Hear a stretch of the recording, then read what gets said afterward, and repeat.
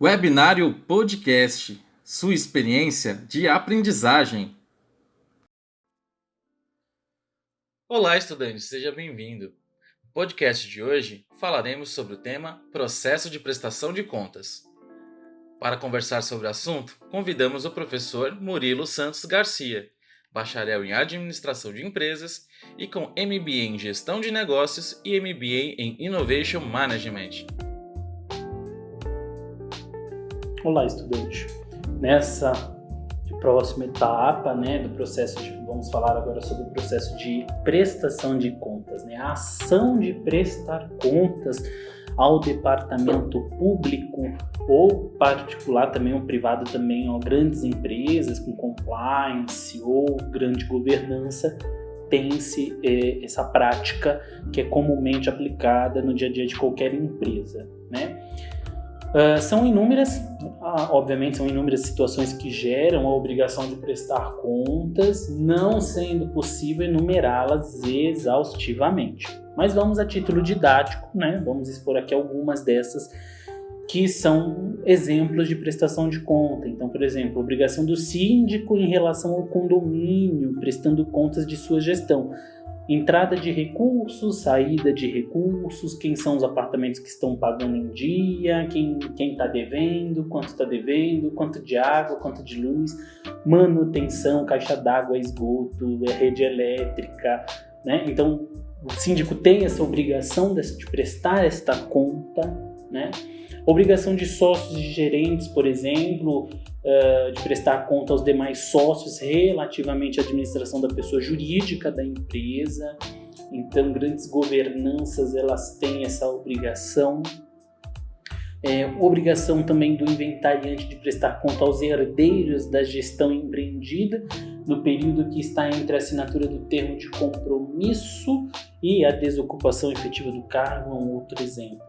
Em síntese, são inúmeros fatos, mas em síntese, gente, a prestação de contas cabe a todos aqueles que administram bens e patrimônio de terceiro e mesmo bem comuns, Todo mundo tem que prestar contas, seja na vida, seja na morte, nós prestamos contas. A ação de prestar contas visa a extinção dessa obrigação, apurando-se se o saldo porventura existente é um dos fatos importantes. Também vale lembrar que a iniciativa pode caber a quem tem o direito de exigir as contas, como aquele que tem a obrigação de prestá-las. É importante este outro fato, Por isso, pouco importa quem tome a iniciativa da demanda, se o credor ou o devedor. Deve-se, a prestação de contas seguir da forma mercantil, ou seja, conforme a escrituração contábil, com os lançamentos de valores recebidos e pagos aplicados, seus rendimentos e frutos, e o eventual saldo remanescente. Além disso, exige-se que sejam acompanhadas dos documentos justificados, quer dizer, aqueles que se referem a cada lançamento da operação realizada. Isso é do Código de Processo Civil, o artigo 917, leiam, Porém, todavia, caso não seja possível de forma mercantil, poderão ser aceitas contas prestadas de outro modo, desde que alcancem a sua finalidade.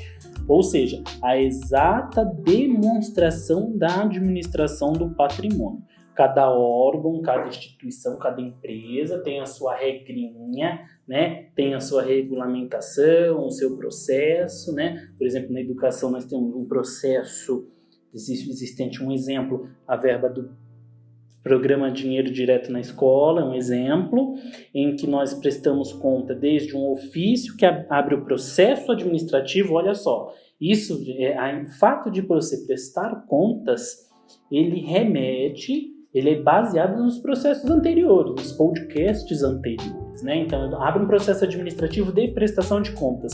Então, eu faço o ofício endereçado, encaminhando para a pessoa responsável da pasta, Com ele eu coloco o estatuto, coloco a ata de posse, quem é a gestão, quem são os responsáveis, a portaria de quem está direcionando aquela verba, quem é o responsável, a ata de reunião, da primeira reunião, o que vai fazer com aquele dinheiro, para onde vai, a ata com os orçamentos, no mínimo os 3 orçamentos e a proposta ganhadora em menor preço, por que aquela empresa se mantém a qualidade, né? Aí a gente faz as compras, ajunta as notas fiscais, faz o recolhimento dos impostos, faz a emissão do pagamento, extrato bancário, conciliação bancária, o que entra, o que sai, faz a ata de prestação de contas, faz a ata de prestação de contas ao Conselho Fiscal da unidade escolar, faz a ata de encaminhamento do processo, encaminha tudo, digitaliza no sistema, protocolo, certo?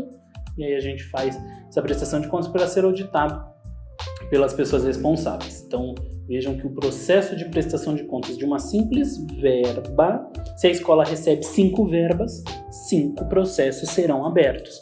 Alguma irregularidade foi constatada na prestação de contas, se abre o processo de apuração preliminar, o processo de apuração disciplinar, administrativo disciplinar ou qualquer coisa para investigar qual foi a irregularidade posta na prestação de contas, né? Para vocês terem que entender como tudo está interligado, todos eles são processos e tem a finalidade de aplicar a lei e garantir a ordem pública, garantir aí a aplicação do serviço.